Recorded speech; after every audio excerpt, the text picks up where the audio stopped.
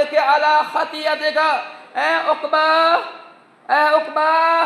गुनाह को रोया करो। गुनाह कुछ हो जाता है, गलतियां हो जाती है, अपनी गलती को रोया करो। के अला खतियतिका, अपने गुनाहों को रोया करो। गुनाह को रोना अल्लाह बड़ा पसंद है। जब कोई शख्स अपने गुनाह को देखता है, गुनाह को याद करता है और रो पड़ता है, अल्लाह ताला उसको माफ कर देता है। अल्लाह के नबी की हदीस भी है, अल्लाह के बुखारी शरीफ की हदीस है। अल्लाह फरमाते हैं कि 7 लाख लोग अल्लाह के साए में होंगे।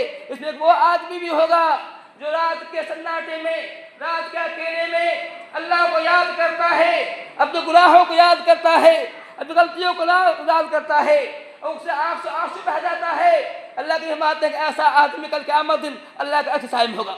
जब सूरज 1 मील के फासले पर होगा, इतनी तेज गर्मी होगी लोग पसीने में डूबे होंगे। इतनी तेज गर्मी होगी कि लोग पसीने में, किसी पसीना नाक तक होगा, किसी सीने तक, किसी कमर तक, किसी का गुर्दे होगा। उस दिन आदमी इतनी गर्मी से वो लोग जो है जो गर्मी से बच जाएंगे तो अल्लाह के साए में होंगे। तो कहा ऐसा आदमी भी जो रात के वक्त में जब दुनिया सो रही होती है वो जागता है, अपने गुनाहों को याद करता है, अल्लाह की मलकूत, अल्लाह ताला की पास याद करता है, क़यामत को याद करता है, उसकी आंख से आंसू बह जाता है। ऐसा आदमी अल्लाह के साए में होगा। तो अल्लाह फरमाते हैं रब के अला खतियतिका, कि ऐ लोगों अपने गुनाहों पर रोया करो। फिर कहा बल जैसा तो का अपने घर में रहा करो। फालतू वक्त जहाँ तहाँ चौक चौराहे पर मत जाया करो, चौक चौराहे पर मत बैठा करो। जरूरत है जाओ, काम करो, वापस आ जाओ। अब मिल के अपने घर में रहोगे तो तुम्हारे जो बच्चे हैं वो तुम्हारे सामने वो सही रहेंगे। वो बच्चे की भी निगरानी होगी, बच्चे की देख रेख होगी। हाँ, जोर से बात जाना तो मजबूरी है, लेकिन जब खाली वक्त होता है घर में रहा करो ताकि तुम्हारी मौजूदगी में तुम्हारे बच्चे भी अच्छे रहें। अल्लाह की सबसे बड़ा तोहफा, सबसे बड़ा कीमती सरमाया हमारा बच्चा है। मैं ठीक कर लिया है, तुम्हारे लिए 1000 मस्जिद बनाने सब चल है। कोई आदमी अपनी औलाद को सही तरीके लेता है और औलाद को नेक मान लेता है, ऐसे अपनी औलाद की अच्छी तबीयत कर लेता है, बुराई के रास्ते दूर कर लेता है, ऐसा आदमी 1000 मस्जिद के बनाने से ऐसा मिलेगा। औलाद खा के आज के दौर में जो फितने का दौर है, फितने का दौर है, सब का सब फितने में पड़ा हुआ है। फितना मोबाइल का है, फितना आया तो है मोबाइल के अंदर न जाने कितने सारे गेम हैं, इन गेमों को फितने हैं। ये आज के दौर में बच्चों के हिफाजत कर लेना, बच्चों को सही राह पर ढाल लेना यकीनन बहुत बड़ा जिहाद है।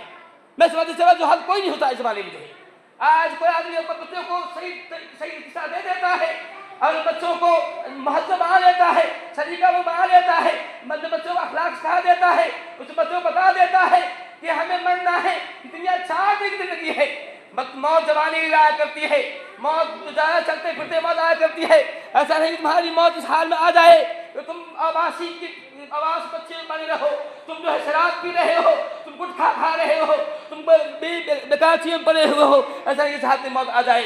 इसलिए एक कदम को फूक रखो, याद रखो तुम्हारे जैसे ही छोटा बच्चा अली था, 10 साल की उम्र में मुसलमान हुआ था और उसने जो है वो नाम कमाया है।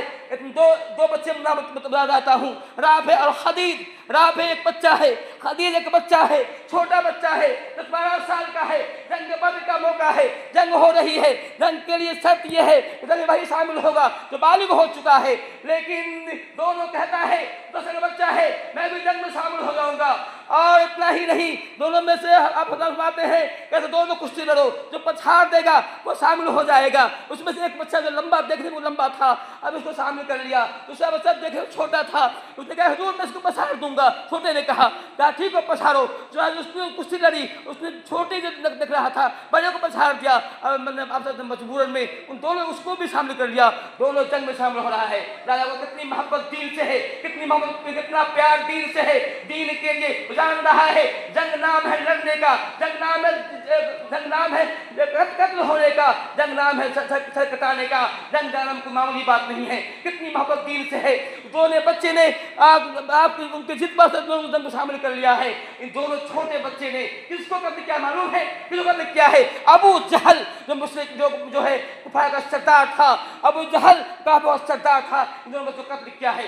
और जो है मिसाल पैदा किया है, इसमें हमारे बच्चों के लिए नमूना है, बच्चों के लिए पैगाम है। आप भी इन्हीं बच्चों जैसे बनना होगा।